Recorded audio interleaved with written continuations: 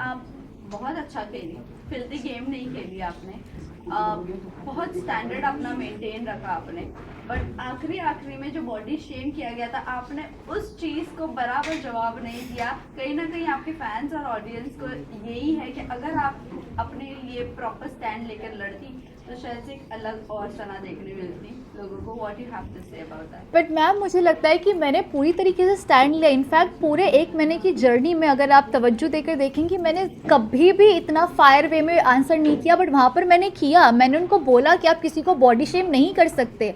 अरमान जी को थुलथुला बोला गया था, तब सबसे पहले मैं उनके पास गई थी बोलने के लिए कि उन्होंने आपके साथ गलत किया, और उन्होंने एक चीज़ मुझे बोली थी कि पर्सनल में मैं कभी भी किसी को डेरोगेटरी या बॉडी शेम वाले रिमार्क्स पास नहीं करता।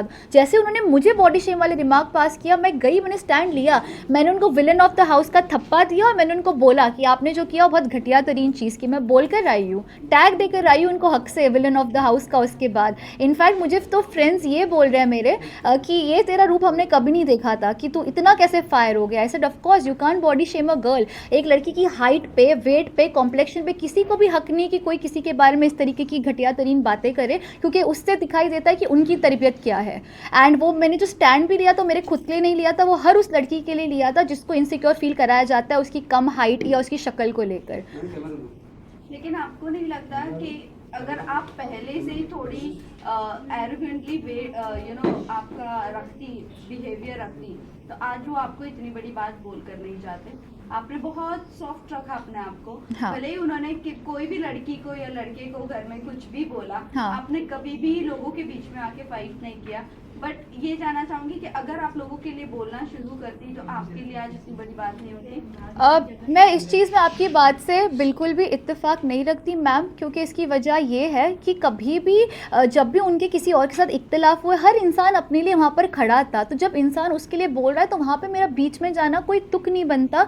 बट जब उन्होंने मुझे भी कई दफ़े उन्होंने कई मरतबे बहुत वाहियात चीज़ें बोली, जैसे शुरू में मुझे बोला कि मैं फेक हूँ, मेरे उर्दू के लहजे के हवाले से उन्होंने कमेंट किया, कई मरतबे उन्होंने चीज़ें मेरे लिए अगली करने की कोशिश की। बट मैं हमेशा इस चीज़ में बिलीव रखती थी कि इंसान की आवाज़ में नहीं उसके अल्फाज में दम होना चाहिए। And I kept that. I didn't really feel the need to raise my voice, I always raise my argument. But this time जब बॉडी शेम की बात आई तब ये मैटर मुझे थोड़ा सा बड़ा लगा, क्योंकि वहाँ अगेन आई रिपीट, मैंने अपने लिए नहीं हर उस लड़की के लिए स्टैंड लिया जिसको बॉडी शेम किया जाता है। सना, जहाँ हमने देखा है साई केतन के साथ आपकी बॉन्डिंग, आपकी फ्रेंडशिप काफ़ी स्ट्रॉन्ग दिखाई दी, बट वहीं कहीं ना कहीं सना मकबूल के साथ में उनकी फाइट भी हमें देखने को मिली जी।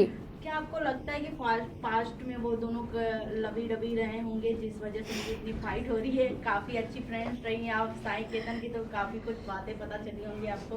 पहले तो मैं आपको एक कॉम्प्लीमेंट देना चाहूँगी, आप आधा दर्जे की स्क्रिप्ट राइटर बन सकती हो। मतलब आपने टकरार हुई, फिर प्यार हुआ, फिर टकरार हुआ, वो जोन बिठा दिया। नहीं यार, कहीं ने सना मकबूल ने एक्सेप्ट किया कि मैं इनके बारे में काफ़ी जानती हूँ, इनके बिहेवियर के बारे में काफ़ी जानती हूँ, तो कहीं ना कहीं ऑडियंस अपने माइंड के हिसाब से लगा लेते हैं अंदाजा।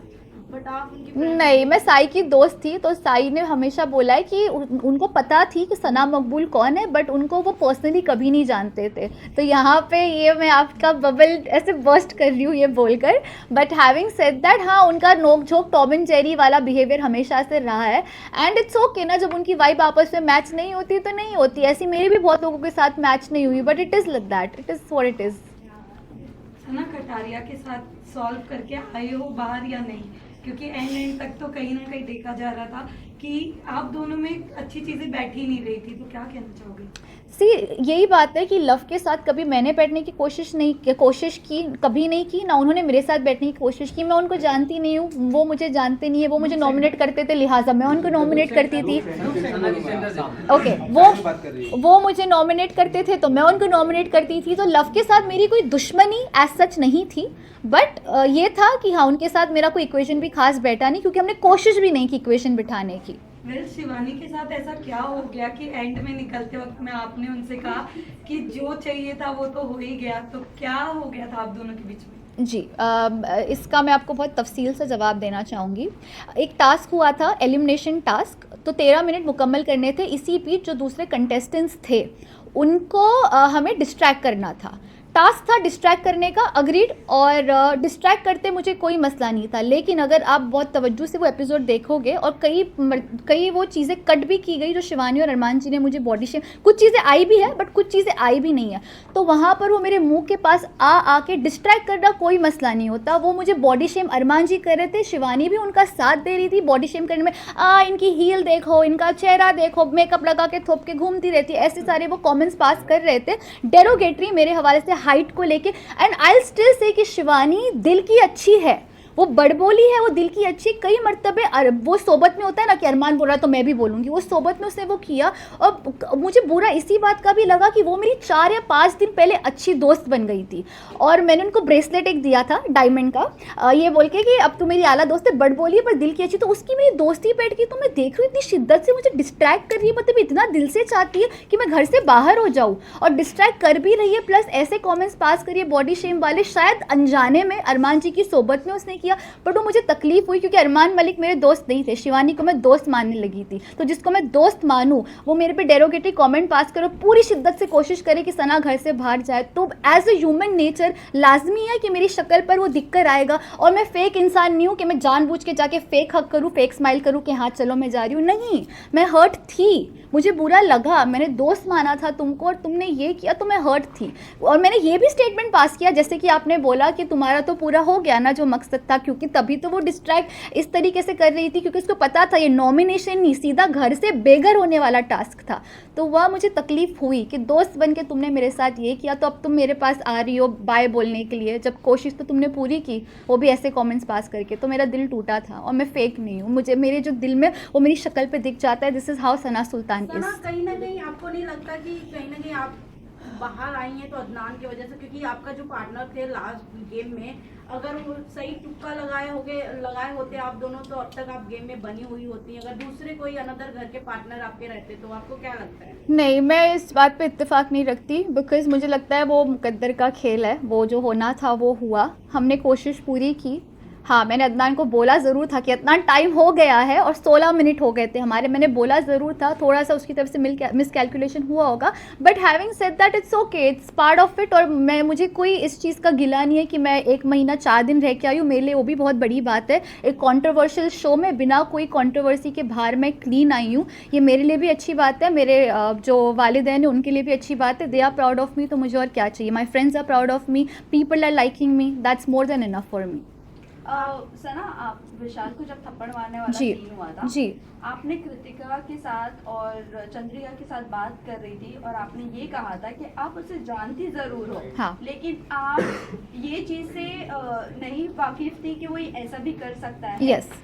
तो क्या आपको नहीं लगा कि ये आपका दोस्त है, आप उसको अगर इतनी साल से जानती हो तो एक बार स्टैंड ले लेना चाहिए था थप्पड़ मारने वाले? मैम, मैंने एग्जैक्टली ये चीज़ किया, इसको स्टैंड लेना ही बोलते हैं। जब उन्होंने ये चीज़ मुझे बोली, मैंने उनको बोला यार मैं विशाल को, ये एग्जैक्टली मेरा जुमला था, बेशक एपिसोड जाके देख लीजिएगा, क्योंकि जब इंसान सच बोलता है तो उसको याद रखने की ज़रूरत नहीं कि उसने क्या बोला था। मैंने एग्जैक्टली ये बोला था कि यार मैं विशाल को 5 साल से जानती हूँ, हमको एक ही एजेंसी मैनेज करती है, मैंने ज़िंदगी में कभी नहीं देखा कि इसने किसी के ऊपर ऐसे कॉमेंट पास किया। मैं खुद भी शौक थी, लेकिन मुझे नहीं लगता ये ऐसा है, लेकिन मेरा मुंह ये बोल के चुप कराया गया, जो ठीक भी था। उन्होंने ये बोला कि यार जब लव वो वाकई में खुद मौजूद था, उसका फ्रेंड जिसके साथ वो 24 घंटे उठता बैठता है, जब वो खुद ये चीज़ का एतराफ़ कर रहा है, ये चीज़ कन्फेस कर रहा है कि हाँ कि विशाल ने इसको गलत वे में बोला, तो मैं किस मुंह से बोलती मैम, जब जो वाकई में वो खुद ही मौजूद थे। लव कटारिया, लव खुद बोल रहे कि लव चाहते तो बोल सकते थे कि उसने गलत वे में नहीं बोला, बट जब लव खुद कह रहे कि विशाल ने जो बोला गलत वे में, तो मैं किस मुँह से स्टैंड लूँ? तो भी मैंने बोला कि यार मैंने तो आज तक नहीं देखा उसका, ये मुझे नहीं लगता है कि ऐसा है। बट अगर वही मुझे चंद्रिका जी भी कृतिका भी, लेकिन लव बोल रहा है, मैंने कहा अब लव बोल रहा है तो फिर अब पता नहीं क्या हुआ होगा। अभी आपका क्या थॉट है विशाल को लेकर? क्या आपको क्लियर हुआ है कि उसने ऐसे कुछ कमेंट नहीं किया था? तो जब पायल जी आई थी तब यही सिचुएशन थी कि लव ने एतराफ़ किया था कि ये हुआ। फिर जब विशाल के पेरेंट्स आए तो उन्होंने आके ये बोला कि उसने इस तरीके से नहीं बोला, और तब विशाल में भी थोड़ा एतमाद और मुझ में भी आया कि शायद फिर इसको गलत तरीके से दर्शाया गया। सो हैविंग सेड दैट, विशाल के लिए रिस्पेक्ट है, मे भी उसको गलत वे में लिया गया होगा, मैं भी इस चीज़ पे बिलीव करना चाहूँगी। I would want to believe that. Last set of 2 दो क्वेश्चंस हैं आपसे आपको जानना चाहूंगी एज अ गर्ल, जिस तरीके से रणवीर जी कमेंट पास कर रहे हैं सना मकबूल पे कि बहुत सेल्फिश है, बहुत चुड़ैल है, गंदी है, एक्सेट्रा एक्सेट्रा, वो काफी ज्यादा वीडियो में वायरल हो रहा है वो क्लिप जी। तो आपके अकॉर्डिंग मैं जानना चाहूंगी सना सुल्तान कैसी है, उनके मतलब सच में वो सेल्फिश है?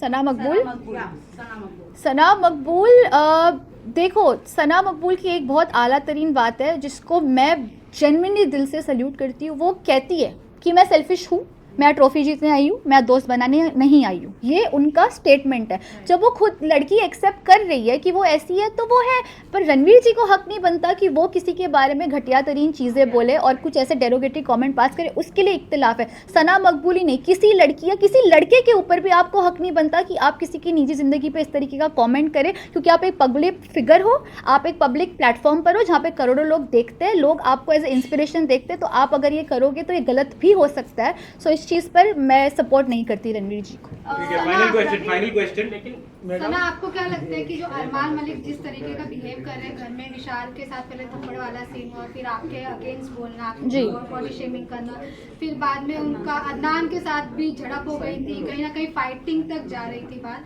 तो आपको ऐसा लगता है कि वो जानबूझकर ये सब कर रहे, फिर भी वो नॉमिनेट नहीं हो रहे, फिर भी उनका एलिमिनेट नहीं हो रहे?